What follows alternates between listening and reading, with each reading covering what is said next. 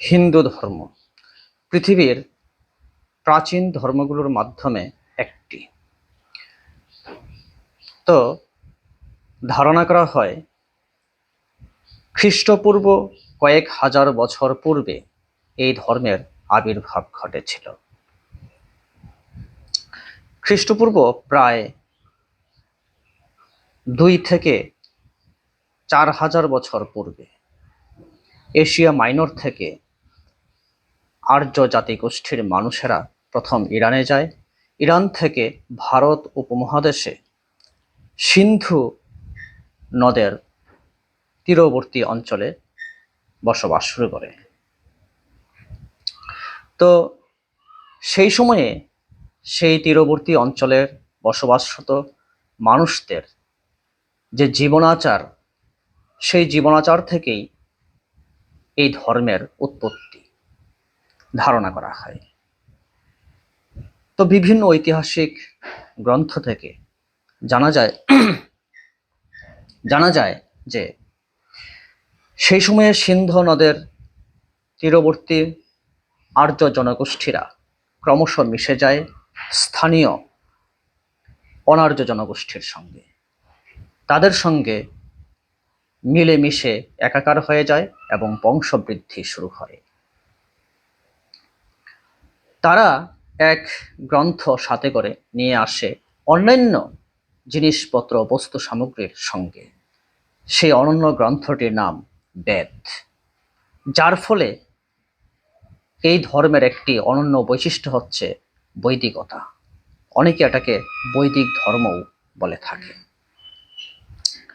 তো এই বেদ গ্রন্থের যে লেখা, আজ থেকে প্রায় হাজার হাজার বছর পূর্বে, অন্তত খ্রিস্টপূর্ব 3000 বছর পূর্বে আমরা যদি ধরি, বা 2.5 থেকে 3500 বা 4000 বছর পূর্বে যে গ্রন্থ তারা নিয়ে এসেছিল, সেই লেখাগুলি অনেকেই মনে করেন, অনেক ইতিহাসবিদ মনে করেন সেই সময়ের সমাজ ব্যবস্থায় এই ধরনের লেখা কোনো মানুষের পক্ষে সম্ভব নয়।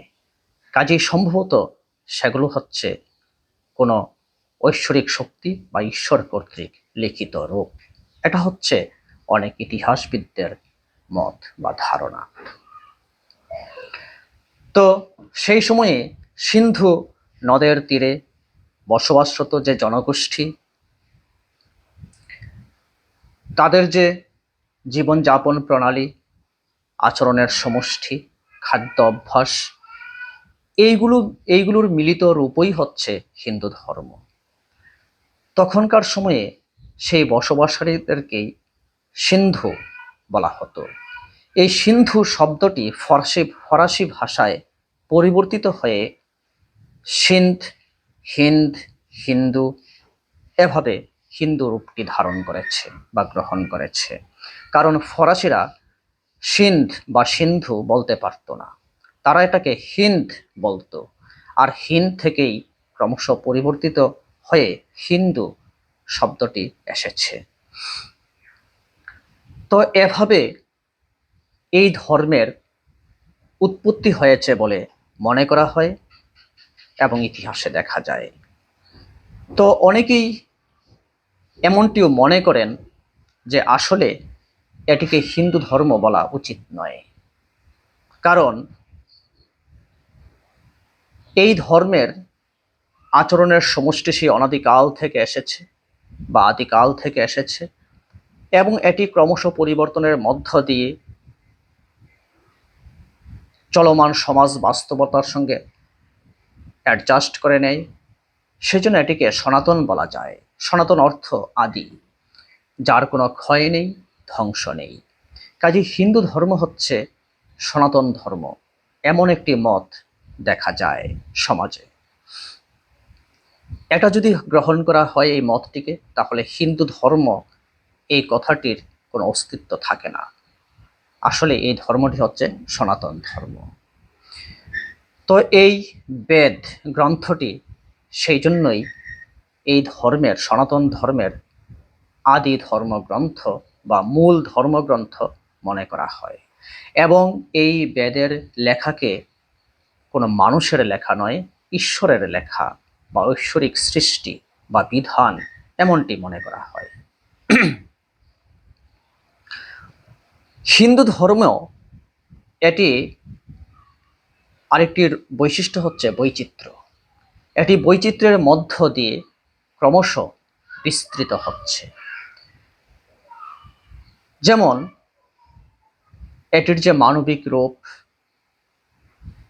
পরিবর্তনশীলতার মধ্য দিয়ে জীবন দৃষ্টিকে বদলানো এবং ক্রমশ বিবর্তিত সমাজ ও জীবনের সঙ্গে এক কাতারে সামিল হওয়া এবং নতুন নতুন দৃষ্টিভঙ্গিকে গ্রহণ করা এবং যে যে মতের সে পথ অথবা যে পথের সে মত গ্রহণ করার অধিকার রাখে এবং এভাবেই একজন ব্যক্তি নিজেকে ক্রমশ পরিশুদ্ধ করে তুলতে পারে।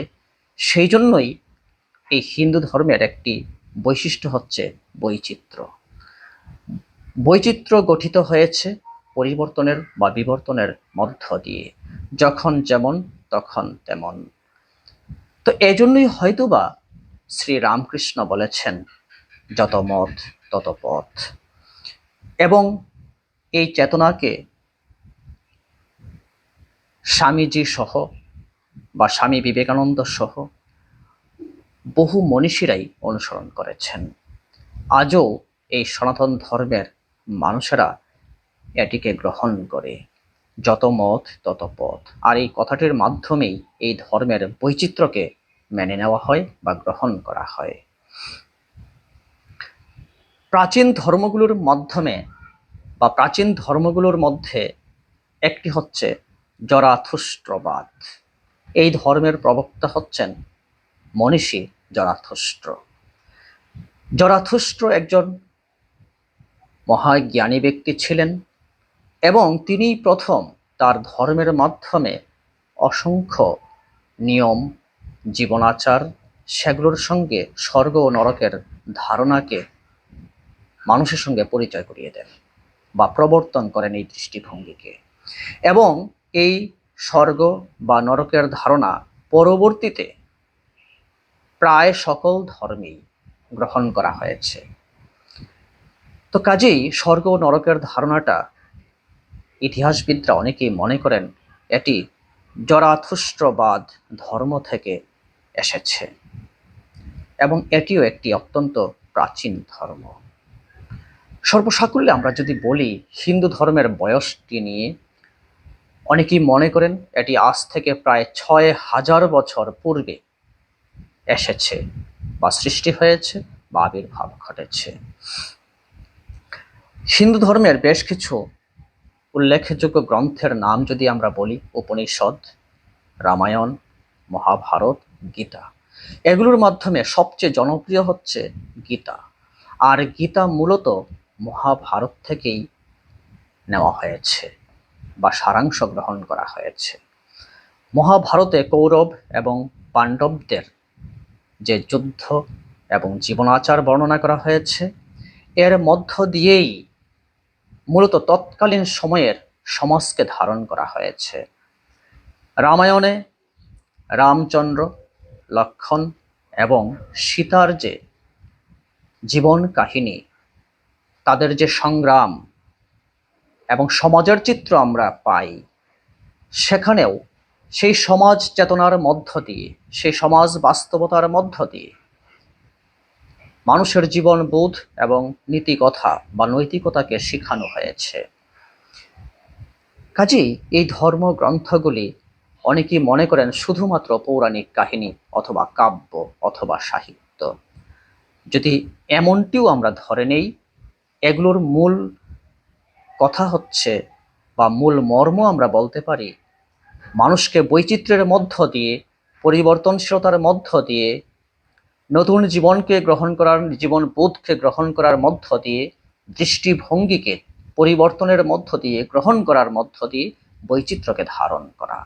এবং যখন যেভাবে সমাজ পরিবর্তিত হয়, সেই সমাজের সঙ্গে নিজেকে খাপ খাইয়ে নেওয়া। এটাও বলা যায় এই পবিত্র ধর্মগ্রন্থগুলোর একটি উদ্দেশ্য অথবা মর্মবাণী। যাই হোক, আমাদের এই সনাতন ধর্ম সারা পৃথিবী ব্যাপী যেখানে যে যেভাবে আছে, কোনো নির্দিষ্ট স্থায়ী দৃষ্টিভঙ্গি তারা গ্রহণ করার সুযোগ কম, কারণ এই ধর্মটি এভাবেই গড়ে উঠেছে। এই জন্য অনেকেই এটিকে ধর্মই বলে না, বলে হিন্দু ধর্ম আসলে জীবন আচার, সংস্কৃতি, পরিবর্তিত রূপ এবং নতুন দৃষ্টিভঙ্গির সমষ্টি মাত্র। এটি একটি সংস্কৃতি মাত্র। আমরা যেভাবে গ্রহণ করি, সেই হাজার হাজার বছর আগে যে এশিয়া মাইনর থেকে আর্য জাতিরা ইরানে গিয়েছিল, ইরান থেকে ভারত ও উপমহাদেশে এসেছিল, অনার্যদের সঙ্গে মিশে যে জীবনবোধ গড়ে তুলেছিল, তারা শুধু ভারত উপমহাদেশেই নয়। এই ধারাটি চলমান থাকে ৫ম শতাব্দী পর্যন্ত। আজকের ইন্দোনেশিয়া, লাওস, কম্বোডিয়া, চীন, ভিয়েতনাম এই সমস্ত অঞ্চলেও তখনকার সময়ে সেই জনগোষ্ঠী ছড়িয়ে পড়েছিল, এবং সেই জন্য এই সমস্ত অঞ্চলেও আজকে আমরা এই সনাতন ধর্ম বা হিন্দু ধর্মের মানুষদেরকে আমরা ব্যাপক পরিমাণে দেখি, এবং সারা পৃথিবীতেই তাদের অস্তিত্ব বিদ্যমান। যাই হোক, আমরা বলতে পারি এই হিন্দু ধর্ম, এই সনাতন ধর্মাবলম্বীরা, তারা মূলত ধর্মের কোনো স্থায়ী রূপ লাভ না করে পরিবর্তন, বিবর্তন এবং বৈচিত্র্যের মধ্য দিয়ে নিজেদেরকে ক্রমশ বিকশিত করে যাচ্ছে। আর এটাই হচ্ছে আমাদের এই ধর্মের একটি চমৎকার বৈশিষ্ট্য।